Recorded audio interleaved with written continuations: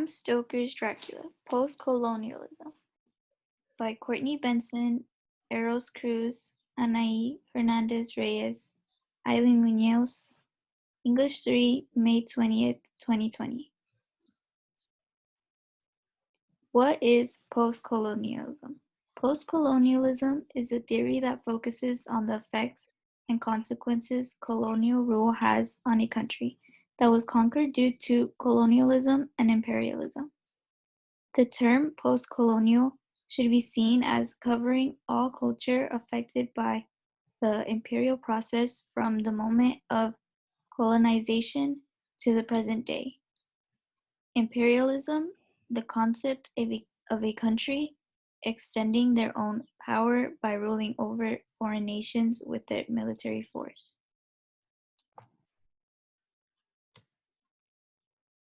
History of postcolonial theory. A major figure of the postcolonial theory is Edward Said. He wrote a book called Orientalism, published in 1978. Through the book, he argues that because of colonization, Western Europe was divided into two parts, the West and the East. He called the West the Occident and the East the Orient. He also discusses that Orient is the Western idea that parts of the world are other to them, different from them. So therefore, they're very lesser than them.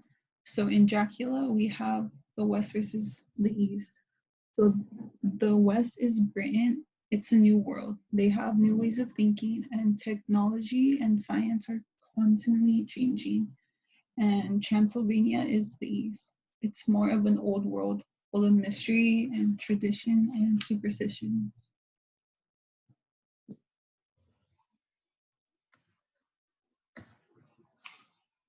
The outsider behind the pages. Before diving into post-colonialism within the novel Dracula, it is important to understand who and when.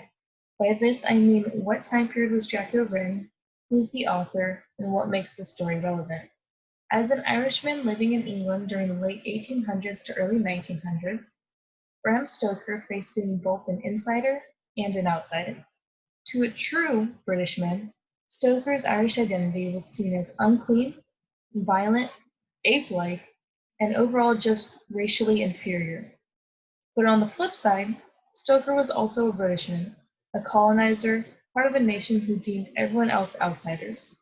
Being both of these allowed Stoker to understand the fear of being colonized as well as the justification to colonize.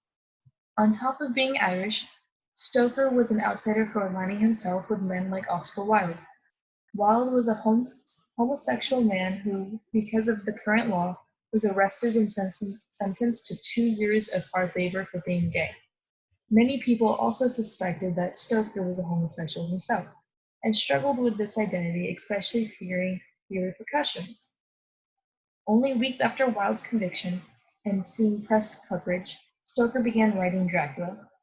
All of this is important to know because it gives background to specific writings in the novel and cautions the reader to pay more attention to narratives that Stoker specifically placed throughout Dracula.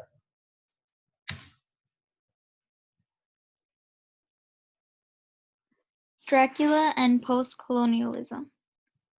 Dracula was written during a time when the Great Britain feared becoming colonized rather than the colonizer they were used to being.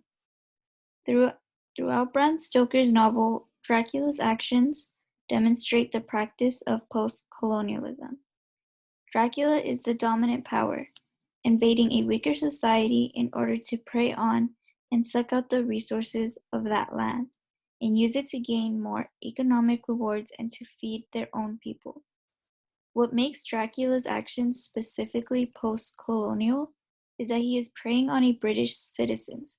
It is ironic that a city from England is in danger of being colonized, as the British Empire were notorious themselves for colonizing many countries, and its peaked control nearly 25% of the world's land.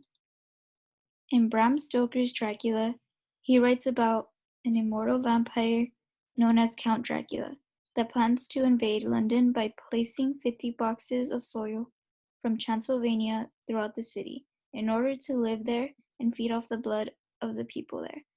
We must trace each of these boxes, and when we are ready, we must either capture or kill this monster in his lair, or we must, so to speak, sterilize the earth so that no more he can seek safety in it.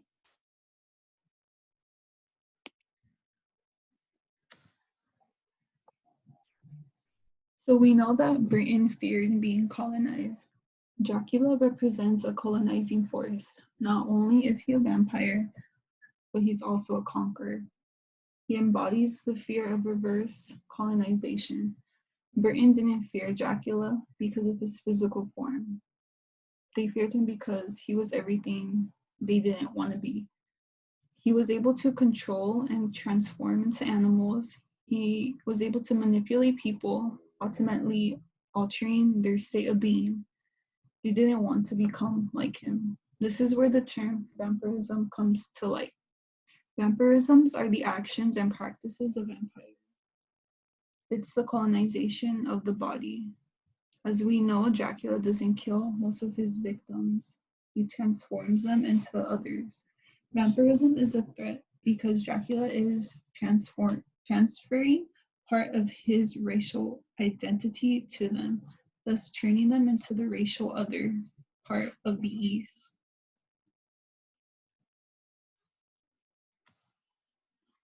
Why apply post-colonial theory to Dracula?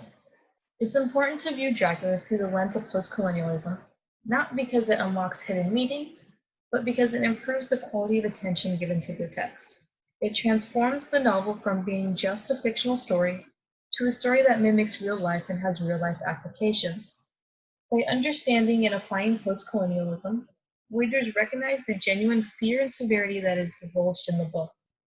Dracula is more than just a mythical monster preying on select persons.